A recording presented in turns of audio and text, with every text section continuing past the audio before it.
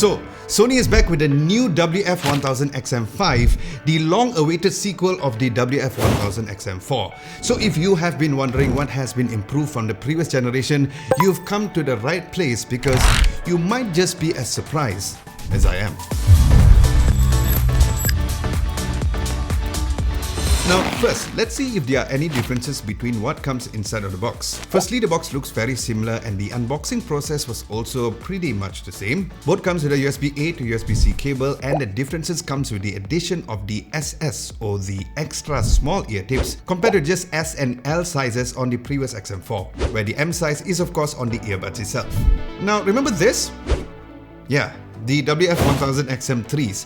It is not exactly the most portable pair of earphones with the mega size pill shape. So the completely redesigned XM4 was a welcome change that was much smaller than the XM3. So in my mind, there's no way that Sony could improve much more from this, but oh, I'm so glad I was wrong. Now while both is IPX4 rated, looks-wise, it looks very similar to the XM4s in terms of the design language, but shrunk down in size. It's like they put the XM4 into the washing machine and came out with the XM5. Now the XM5s are 20% lighter and smaller than before, which is 25% smaller to be exact. And according to Sony, for those of you who have a smaller area outside of your ear holes, what is this calling it?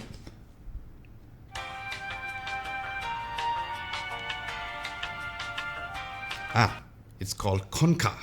So yeah, if you have a smaller concha, you would really appreciate this change a little more. But of course, if you have a smaller ear canal, you can always use the smaller SS size tip as seen in the unboxing earlier, so that was great.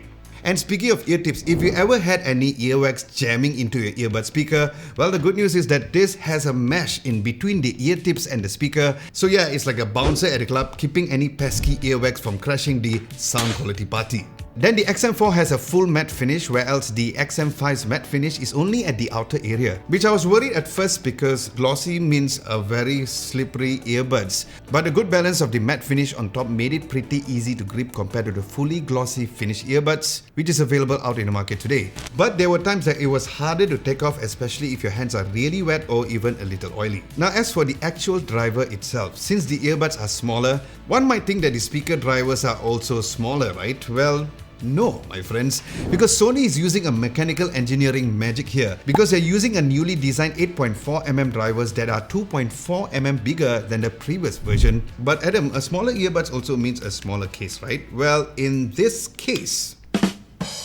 yes, actually. It is around 15% smaller in volume, so for those of you who like to stuff your earbuds case in the tiny pocket above your jeans pocket, you can rejoice. And when it comes to holding both of the cases with the earbuds inside, the XM4 feels a bit hollow compared to the more solid and filled feeling of the XM5. So yes, it did feel compact and very solid indeed. Now it also features a Qi wireless charging and even a faster charging rate than before. 3 minutes will now give you 60 minutes of playing time, while the older XM4 is rated at 5 minutes for 60 minutes of playtime. Now as for playtime though, it is around the same with the older pair, which isn't a bad thing considering the fact that it should last you a day and a half or 2 days of constant use before needing to recharge. And because the earbuds are smaller, I could even actually fall asleep easily by wearing this when I'm sleeping. And speaking of which, it is time for us to do our hashtag Sawan More test to see how well this holds when it comes to a head banging situation.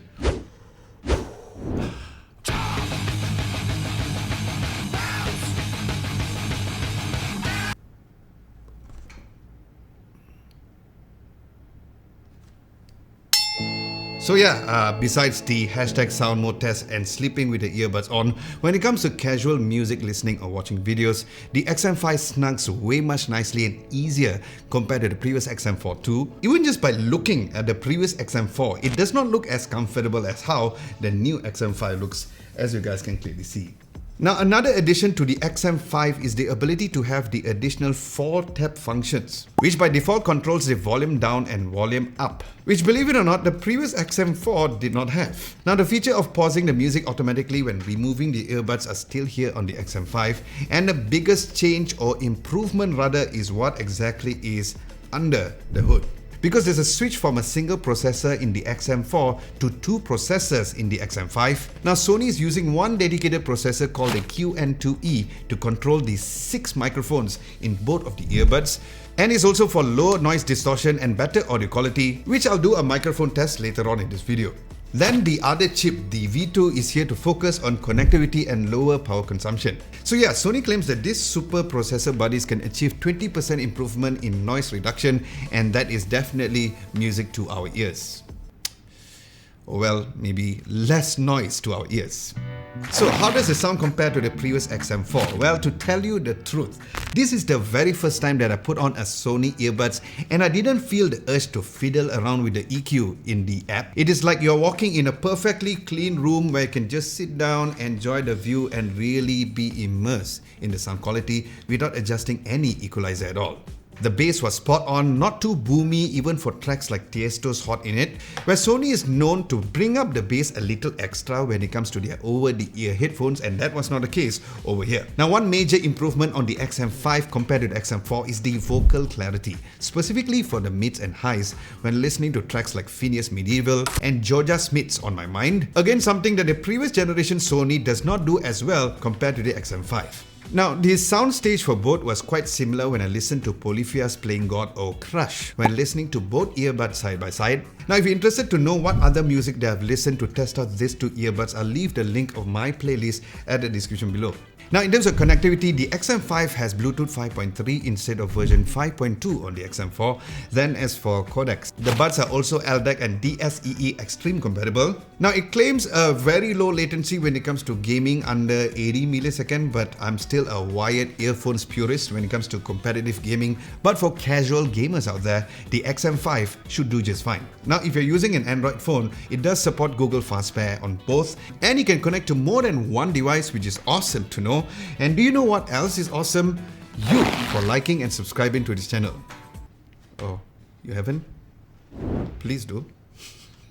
That will be very much appreciated. Also, don't forget to follow us at our Discord channel, where we are in the midst of a massive giveaway every single week. So head on over there if you haven't joined us at Discord. And if you prefer to read these differences later on, you can also head on to our website at www.adamlobo.tv. All the links will be down below, and thank you very much in advance. Now, as for call quality, Sony uses a bone conduction sensor, believe it or not, and also a wind noise reduction structure to really improve the sound captured when it comes to talking on the phone. But does that really work? Well, before letting you listen to the microphone test, just so you know that the XM4 has 2 mics on each buds, but the XM5 has 3 microphones on each earbuds. So have a listen and let me know what you guys think of the microphones on each at the comment section below. Okay, so I'm going to do the test based on 3 different scenarios. Right now, I'm in my home, and the reason why I look around is because I wanted to know whether am I at home. Just kidding. I have one single ceiling fan, so that is something which you can hear for yourself, whether or not it's going through the microphone. I'm using the XM5, so this is a microphone test. Test 1, 2, test 1, 2, test 1, 2. Okay, switching over to the XM4. So here is another test. And yes, this is the Joker generations for you guys to see. Test 1, 2, test 1, 2, test 1, 2. This is a microphone test on the XM4. So this is a microphone test based on me being outside on the XM4. There are cars passing by, so let's see whether or not the microphone picks up. Test 1, 2, test 1, 2, test 1, 2. Switching over to the XM5, I'm in a similar situation with the cars coming across. I can hear the cars through the earbuds, which is good, but we want to see how well whether it picks up on the microphone. So this is a microphone test. Test 1, 2, test 1, 2, test 1, 2. And then the third scenario is where I'm on a rooftop. It's quite windy, not so strong, but I can feel the wind. And I'm literally far away from the LDP, but I can hear it very clearly. So let's see how it picks up on the microphone on the XM5. Test 1, 2, test 1, 2, test 1, 2. All right, now changing to the XM4. Now, one thing to note is that every single time when I put on the XM4, there's that sort of a wind tunneling sound. Hopefully it does not affect the microphone quality, but this is a sound test on the XM4. Test 1, 2, test 1, 2, test 1, 2.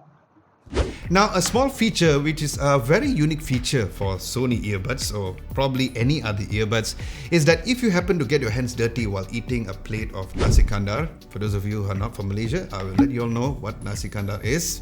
And if you're sitting in a mamak stall, also if you don't know what that means, I'll put it over here, and enjoying a nice movie on Netflix and you can't pick up your phone.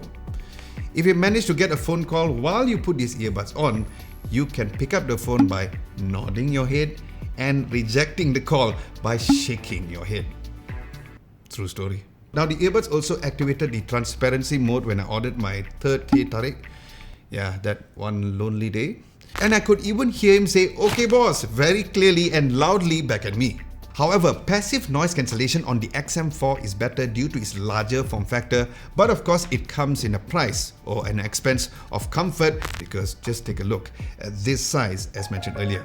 Alright, now let's talk about the active noise cancellation. You know, the feature that digitally says talk to the hand, where it blocks out the whole world for you. Now the extremely good news is that it has been very much improved compared to the last generation, and no, it's not a placebo effect, you know, because I'm using a new generation so it's better than the previous generation. I can tell you because I did a side-to-side comparison between both the new XM5 and the XM4, and yes, I am pretty impressed on how much of a sound that it managed to block.